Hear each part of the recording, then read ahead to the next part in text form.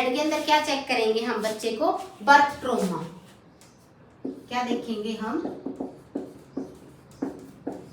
Birth trauma. Birth trauma देखेंगे head examination में। Birth trauma हमारे दो टाइप के होते हैं, एक कैपर्ट सैक्सिडेनम और एक स्फेलो हेमेटोमा। ठीक है, कैपर्ट सैक्सिडेनम और स्फेलो haematoma.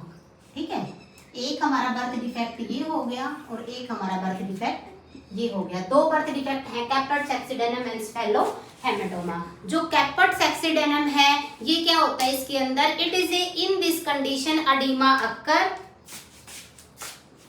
In this condition oedema occur due to fluid accumulation.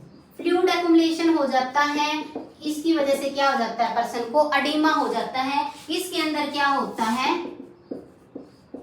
Haematoma occurs due to blood accumulation. Blood इकट्ठा हो जाता है, इस वजह से वहां पे खून की गांठ बन जाती है, जिसको हमने स्फेलो हेमेटोमा बोल दिया है। इसमें क्या होता है? क्यों होता है फ्लूइड इकट्ठा?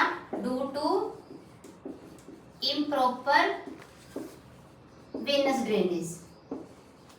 ठीक है, वेनस ड्रेनेज है वो इम्प्रॉपर होगी, इस वजह से हो जाता है। इसके अंदर क्या हो जाता है? रप्चर ऑफ, ड्यू टू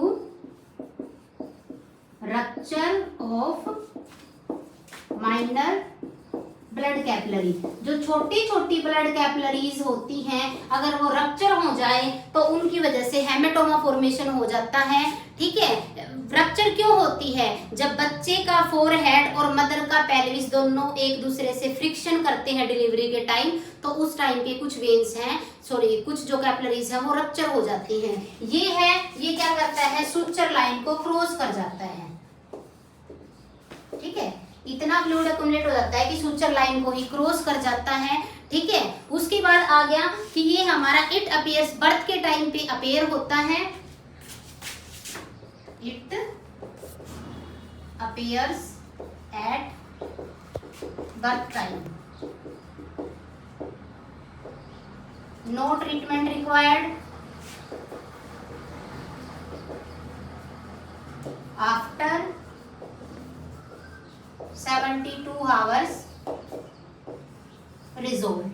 ठीक है, 72 घंटे के बाद अपने आप ठीक हो जाता है। और इसके अंदर क्या होगा? जो ब्लड एक्युमुलेट हुआ है, ब्लड एक्युमुलेशन किसके बीच में होता है? बोन और पेरियोस्टम के बीच में। Blood accumulation between bone and पेरियोस्टम। Bone और पेरियोस्टम के बीच में क्या होगा? ब्लड है वो एक्युमुलेट हो जाएगा।